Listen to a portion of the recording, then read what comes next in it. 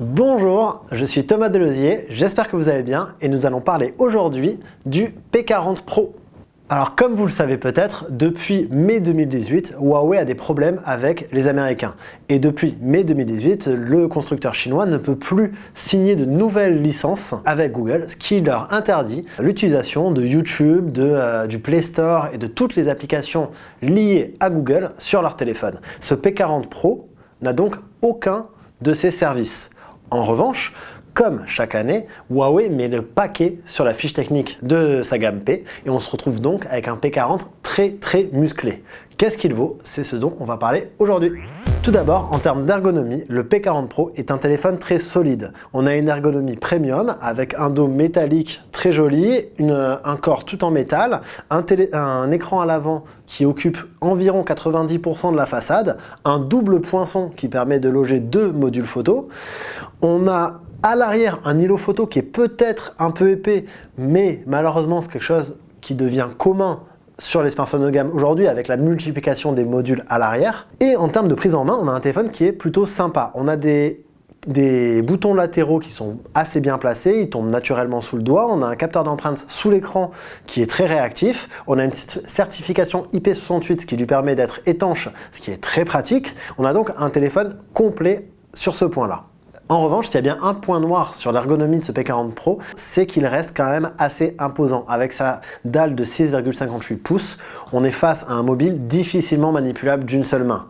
On est très loin de l'iPhone SE qu'Apple vient de présenter, mais pour le coup, c'est quelque chose qui est devenu classique dans les smartphones premium, et ceux qui avaient l'habitude d'un P30 Pro, par exemple, ne seront pas dépaysés.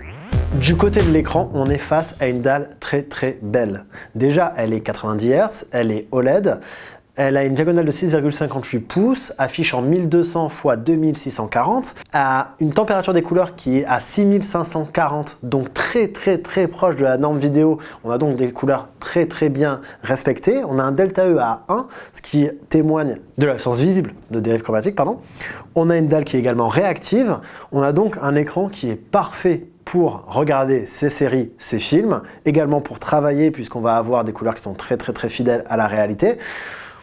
Avec le 90 Hz, c'est hyper fluide, donc vraiment aucun problème de ce côté-là. C'est une dalle 5 étoiles et elle est très cool. En termes de performance, Huawei a intégré donc sa puce Kirin 990 épaulée de 8 Go de RAM. C'est le même équipement qu'on avait déjà vu sur le Mate 30 Pro et c'est un équipement très convaincant. La puce est extrêmement bien optimisée avec l'interface de Huawei.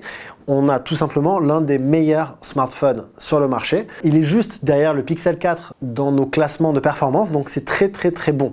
Le téléphone n'aura aucun problème à gérer du multitâche et aucun problème à faire face aux jeux, même les plus gourmands. C'est très agréable de ce côté-là. Du côté de la photo, la gamme P est reconnue pour justement les innovations que Huawei apporte sur ce terrain-là. Et on a donc à l'arrière un triple module photo avec un module principal de 50 mégapixels, un ultra grand angle de 40 mégapixels et un téléobjectif 5x de 12 mégapixels. Dans l'ensemble, cette combinaison est très efficace. On a l'un des meilleurs modules principaux du marché avec beaucoup de piquets, beaucoup de détails, une image qui est peut-être un peu trop vive, mais ce n'est pas un problème. De nuit, c'est très bon également, mais surtout ce qui est assez impressionnant, c'est l'ultra grand angle de ce P40 Pro. Avec son capteur de 40 mégapixels et une optimisation logicielle très bonne de Huawei, on a des photos qui sont excellentes de jour, mais qui sont surtout excellentes de nuit. Et ça, c'est très rare, même chez les hauts de gamme. Même sur le Galaxy S20 Ultra, qui faisait énormément d'efforts en photo, on a toujours un point faible, on a toujours des photos qui sont peu exploitable sur l'ultra grand angle de nuit. Là, ce n'est pas le cas. Nous avons fait une news labo qui justement explique tout ça. C'est assez intéressant. Huawei a choisi une ouverture à f1.8 plutôt que f2.2 chez les concurrents, à plus de lumière et du coup à des photos qui sont beaucoup mieux. Les résultats sont excellents et c'est très bon signe pour l'avenir. Ça veut dire que peut-être enfin Huawei va ouvrir la voie pour que d'autres constructeurs fassent mieux sur le grand angle.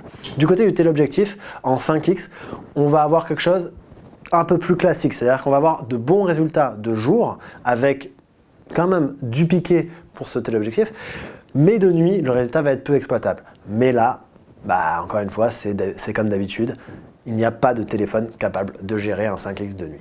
Un petit mot sur le module avant de 32 mégapixels, il est capable de réaliser des selfies très très bon, avec beaucoup de piquets, avec une bonne gestion des contrastes et une belle gestion des contre-jours. C'est assez agréable. Enfin, le module principal de ce P40 Pro est capable de filmer en 4K et 30 images par seconde, et épaulé de la puce Kirin 990, il fait ça tranquillement. C'est très agréable, il n'y a pas de latence, il n'y a pas de ralentissement sur la vidéo obtenue.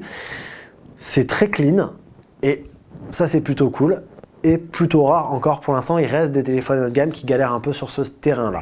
Du côté de l'autonomie, Huawei a choisi d'intégrer un accumulateur de 4000 mAh qui, encore une fois, est sublimé par la puce Kirin 990. Sur notre test d'autonomie SmartVisor, le téléphone a tenu quasiment 22 heures. C'est excellent pour un haut de gamme, c'est très très bien. Et du coup, ça fait en réalité quasiment 2 jours et demi, 3 jours d'utilisation standard. C'est donc un téléphone qu'on va pouvoir garder longtemps près de soi, et ça, c'est un vrai avantage. Globalement, ce Huawei P40 Pro ne commet aucune faute. Son seul petit point faible, à la limite, c'est les photos en 5x de nuit. Mais ça, sur ce point-là, aucun téléphone n'est bon.